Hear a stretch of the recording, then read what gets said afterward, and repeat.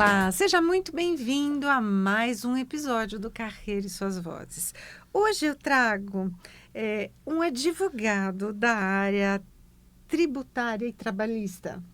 E ele já realizou mais de 600 audiências com mais de 30 milhões em indenizações conquistadas. Seja muito bem-vindo, Dr. Giovanni César. Obrigado, Glória. É sempre um prazer conversar, é sempre uma troca muito boa quando a gente está junto e é uma alegria estar aqui hoje.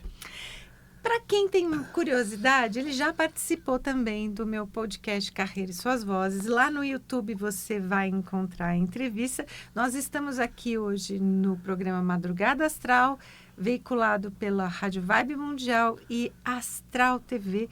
E agora você encontra também os episódios do Carreira e Suas Vozes Web no meu canal do YouTube Carreira e Suas Vozes. Ele trouxe para mim aqui de presente o livro que ele acabou de lançar, A Arte da Audiência Trabalhista, Passo a Passo para o Sucesso. E é claro, tem uma dedicatória muito bonita para mim, muito obrigada. E eu fico curiosa pelas essas horas de audiência que você coloca, que 6.000 horas é um tempo bastante grande. Foi isso que te inspirou para poder lançar o livro, essa experiência toda que você traz por trás da audiência? Sim, Cláudio. O que mais me inspirou, assim, eu sou formado há mais de 15 anos e minha vida é fazer audiência, é atender o trabalhador, mas o que mais me inspirou foi quando eu comecei a dar aula na faculdade. E aí eu percebia que o aluno, que a faculdade a gente passa ali o conteúdo, mas o aluno sai e ele não sabe por onde ele começa. Então, ele começava a fazer audiência e a gente sabe que a gente aprende errando. Só que na nossa vida profissional a gente não pode errar muito, né? Você tem um tempo, porque quando você erra com o cliente, aquele cliente não volta, aquele cliente não indica. Então, e o juiz muitas vezes não remarca a audiência, né? Sim. Então você só tem uma oportunidade. Então o livro veio nesse para tentar ajudar esse jovem advogado ou advogados mais experientes para ter uma argumentação maior, para ele se preparar melhor, para ele errar menos, porque o erro é inevitável, mas como com o estudo ele pode errar menos, para ele conseguir decolar na vida dele mais rápido. Então o livro vem com esse sentido de ajudar o jovem advogado. É extremamente interessante você se preocupar com quem está começando, porque normalmente o jovem ele sai da faculdade com aquele ímpeto, né, de começar a atender e muitas vezes ele não percebe o quanto ele precisa se qualificar, né? E na introdução, você fala muito do frio na barriga antes de cada audiência, mesmo após tantos anos de experiência. Isso acontece ainda? Sim, isso acontece todas as vezes que eu vou fazer uma audiência um pouco mais delicada. E tem um filme Rocky 5, que é aquele filme que o Rocky já está aposentado e ele vai lutar contra um lutador bem mais novo. E aí ele está se preparando e o filho dele pergunta para ele assim: pai, você está com medo? E ele fala assim: tô, filho, mas o medo faz a gente se preparar melhor. Então o frio na barriga ele acontece porque a audiência é muito dinâmica. Então assim, você se prepara, você estuda, você sabe todos os nuances, mas às vezes acontece o imprevisível. É um cliente que gagueja, é uma testemunha que fala algo contraditório, você tem que ter um jogo de cintura, você precisa de alguma forma ali resolver aquela situação e você tem poucos segundos para aquilo. Então, por mais que você esteja preparado, aquele imprevisto acontece. E é esse imprevisto que dá o frio na barriga e é isso que motiva. É igual quando você vai dar uma aula, eu já dei dezenas de centenas de aulas, mas quando é a primeira vez que você entra numa sala de aula, quando você fala bom dia ou boa noite, pessoal, te dá aquele frio na barriga, porque você não sabe como que você vai ser recebido, você não sabe quem está do outro lado, e a audiência é a mesma coisa. Acho que o dia que eu perder esse frio na barriga, acho que eu paro de fazer audiência e vou fazer uma outra coisa. Sabe que é muito interessante, porque quando a gente tem medo, a gente se prepara muito mais, porque a gente permeia caminhos no ensaio mental que são muito mais ricos, né? Porque a gente traz todas aquelas possibilidades que podem acontecer e quando a gente se prepara para isso, você vai fazendo esse treinamento antes, né? Você também costuma fazer dessa maneira? Construir esses ensaios mentais antes das audiências? Sim, a gente faz um treinamento lá no escritório que eu coloco um outro advogado para fazer como se fosse um role play game, que pergunta que o outro advogado faria, o que o outro advogado está pensando, para quê? Para você tentar tirar os pontos cegos, para você tentar tirar aquela pergunta que você não está esperando. É óbvio que às vezes vem, é impossível você cercar todos os lados, mas quanto melhor preparado, quanto mais treinamento, quanto mais estudo você tiver, você diminui esses pontos cegos. E tem 99% das audiências não acontece porque você já está preparado, você já fez. As audiências se repetem muito, mas sempre tem aquele... O fator surpresa, né? Exato. É engraçado isso, né? Que cada audiência tem uma característica diferente, né?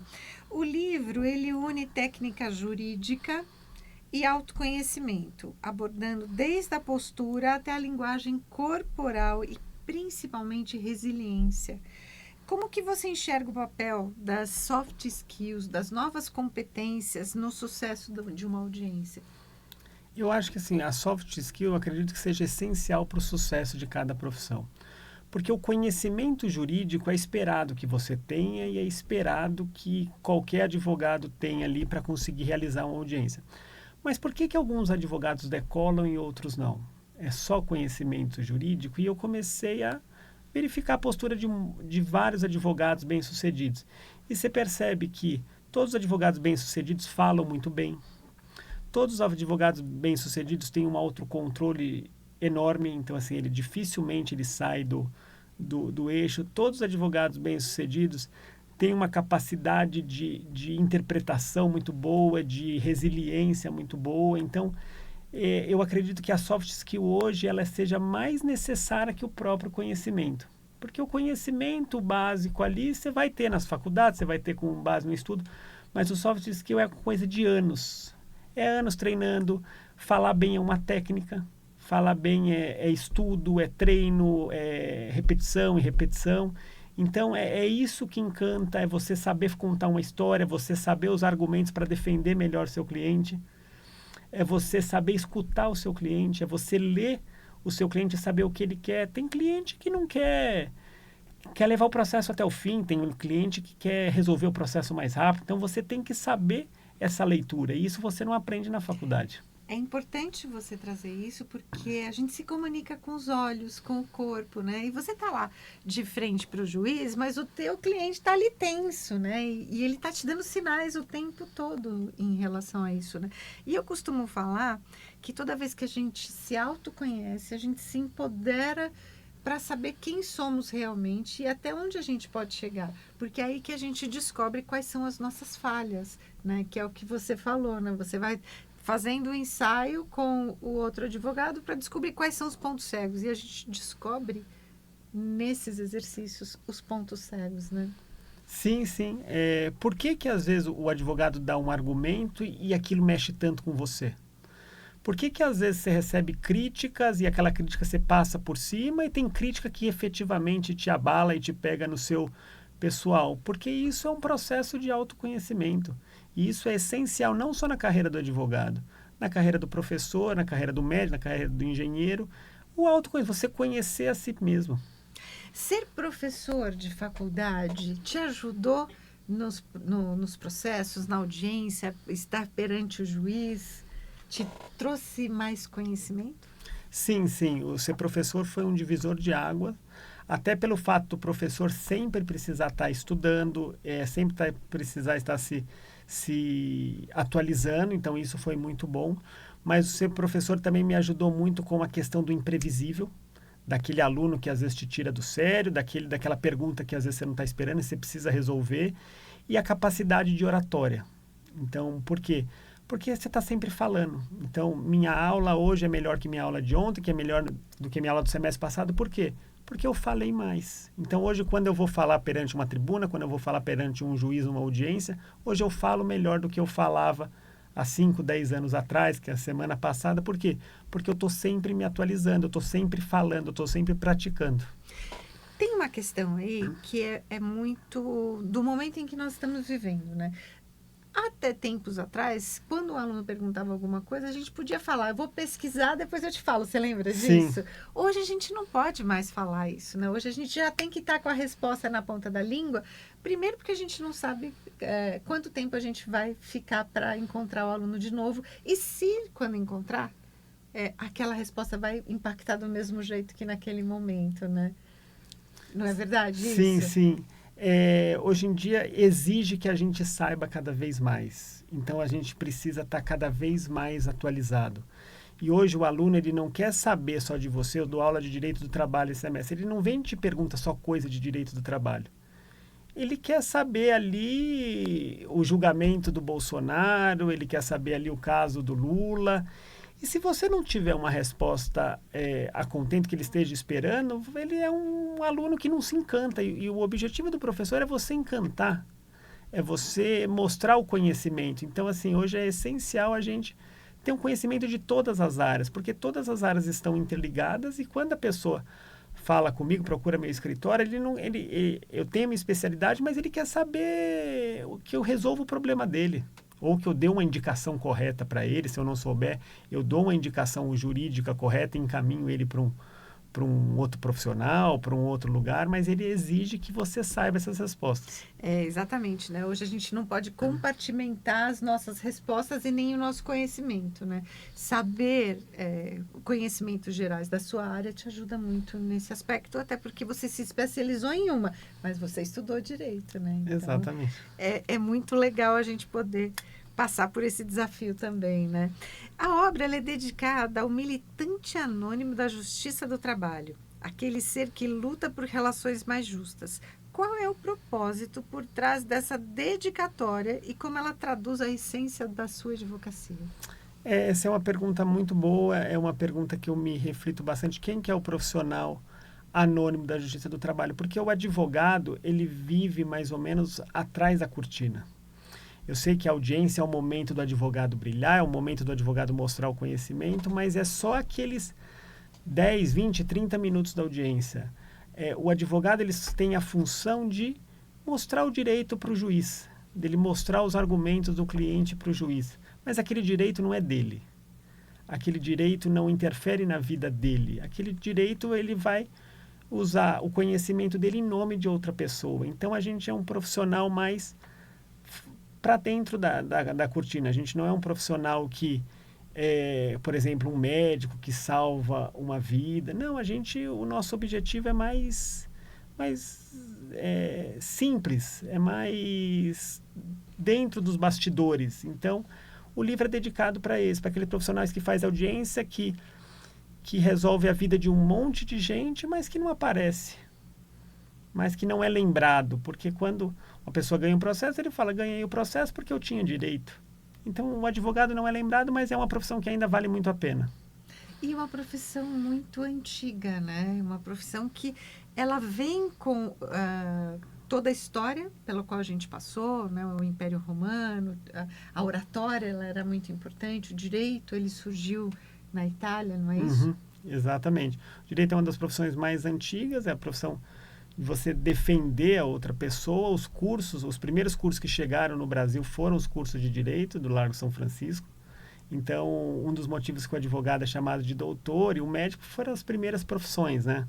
Não necessariamente porque tem o doutorado, mas são uma das primeiras profissões. Então, é um curso muito antigo, é um curso que ainda requer muito aprimoramento, é um curso que vem mudando muito com a inteligência artificial e todo mundo precisa estar sempre estudando, sempre debatendo, sempre se atualizando. Importante você trazer a questão da inteligência artificial, porque qualquer área no Brasil e no mundo será impactada pelo crescimento da inteligência artificial. Nós estamos agora vivendo esse momento de transição. Embora a inteligência artificial já exista desde a década de 40, ela só apareceu para o público em geral de 2 anos para cá. Né? E o colaborador, o trabalhador, o empreendedor, o empresário, eles precisam entender como a inteligência artificial pode nos ajudar em vários campos, e eu acredito que no direito não seja diferente, né? Sim, sim. O direito, a inteligência artificial vem muito forte, porque no direito a gente tem os manuais, né? a interpretação da lei, a gente tem os códigos, então a inteligência artificial lê isso melhor que o ser humano. Até porque ela pode te dar uma vertente que você não estava olhando por aquele caminho, não é? Eu vejo que a inteligência artificial, embora para o direito ela seja específica para isso, ela sempre traz um outro caminho, ela não é previsível, né? A gente está pensando alguma coisa, coloca lá no prompt para ela, mas ela sempre traz uma nova possibilidade, né? Sim, isso tem esse viés, que é um viés muito bom, que ajuda muito, que ele tira os pontos cegos. Tem o viés dele ler as sentenças que aquele juiz já forneceu, então você sabe mais ou menos como que aquele juiz pensa. Tem o viés dele estudar o outro advogado, porque os processos são públicos. Então, se eu já fiz 6.000 audiências, tem lá 6.000 registros em ata de audiência. E a inteligência artificial consegue ler essas atas. Então, se tiver alguém que realmente entende, que domina, ela consegue entender mais ou menos as perguntas que são feitas, qual que é a linha de raciocínio, por isso que a gente precisa estar sempre atualizando. Porque o que você vai perguntar, o que foi perguntado ontem e deu certo ontem, na audiência de ontem, talvez hoje não valha mais. E é interessante porque a própria inteligência artificial pode trazer o seu perfil lá dentro, né? De como você pensa, né?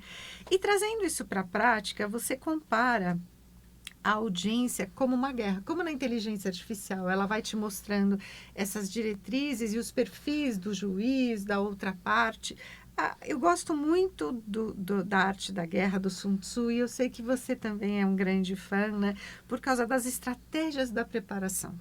Que ensinamento dessa metáfora da arte da guerra você aplica à realidade do advogado trabalhista hoje?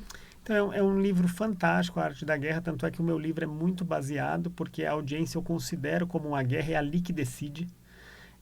O direito do trabalho ele tem uma dinâmica diferente, as coisas são decididas em audiência, não tanto numa petição inicial, não tanto numa contestação, que tem seu valor, mas na audiência que as coisas mudam.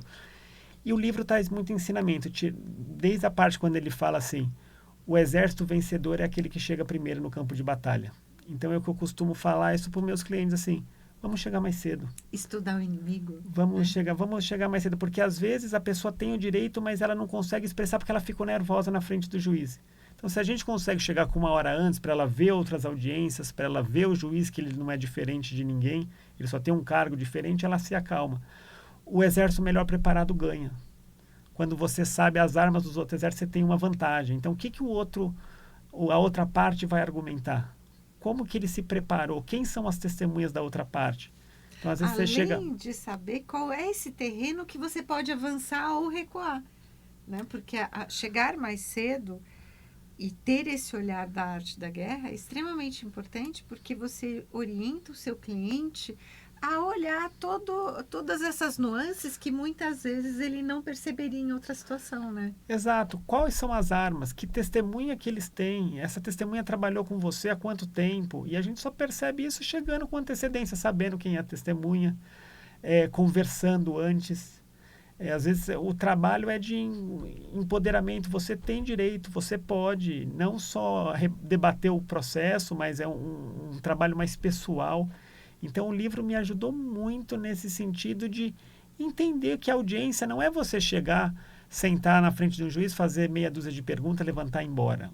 O trabalho ele vai muito além disso. O trabalho ele começa muito antes disso, na preparação mesmo.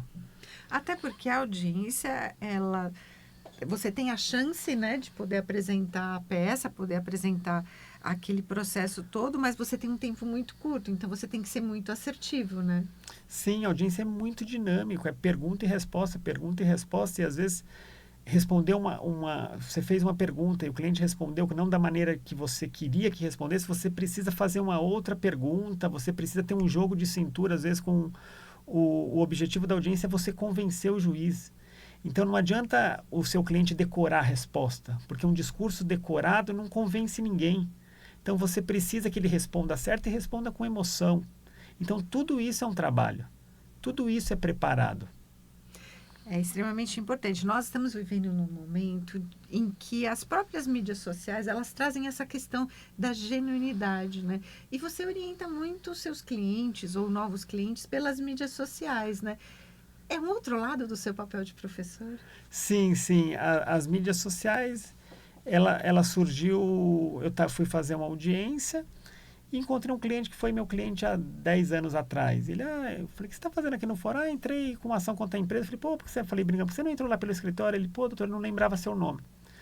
Eu falei, meu telefone é o mesmo. Ele foi anotar meu telefone, ele já tinha, só que ele só anotou Giovanni, não anotou advogado. E aí eu cheguei no escritório e falei, é engraçado que às vezes a gente faz um bom trabalho, só que a gente morre para algumas pessoas. Então as redes sociais vêm no sentido de do escritório mostrar o serviço, eu mostrar o meu serviço, eu mostrar o meu conhecimento, eu falar para mais pessoas, eu atingir mais pessoas. Tem muitas pessoas que não sabem que tem direito. Então a gente ainda tem aquela questão da pessoa não saber que ela é detentora de direito. Então a rede social serve para você alcançar mais clientes, mais pessoas, mais interessados.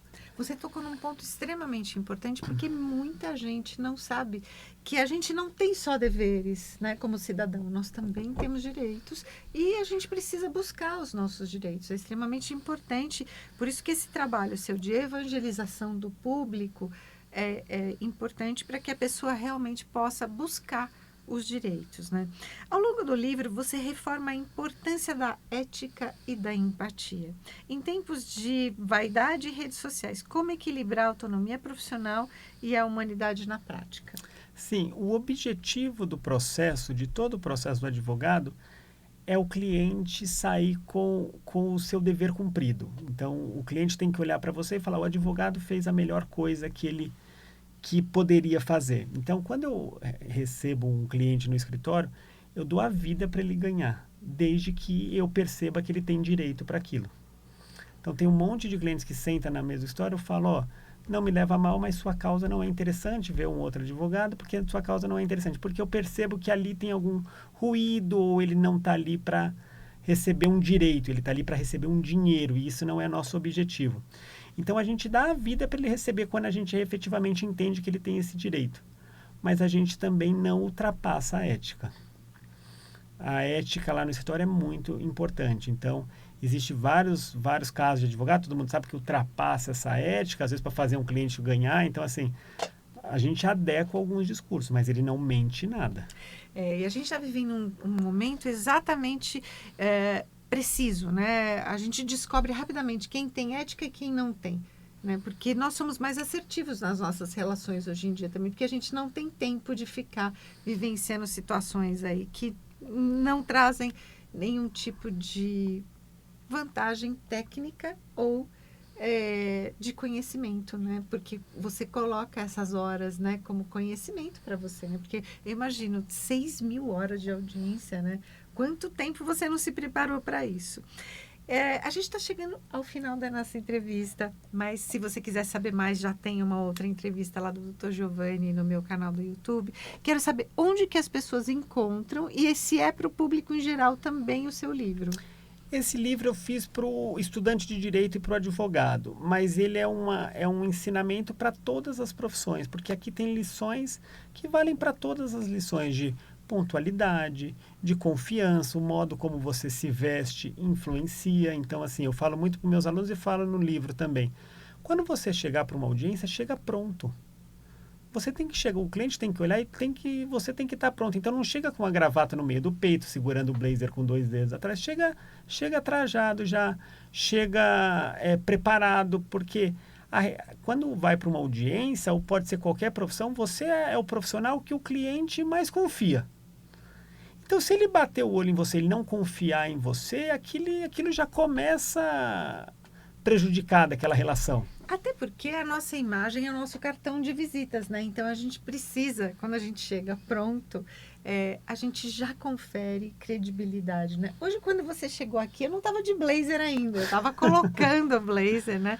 Mas a gente sabe o quanto isso é importante, chegar numa audiência, chegar numa reunião, chegar numa licitação, sempre pronto, né? Porque a gente não sabe quem que a gente vai encontrar na esquina. Sim. Também, né? Tá chegando no prédio, entrando, e isso é muito preocupante, né? Agradeço bastante pelo teu tempo, pela tua atenção, né? Pelo teu livro, que eu já vi que é um livro fantástico, porque ensina o novo profissional quais são os caminhos que ele busca para isso, né?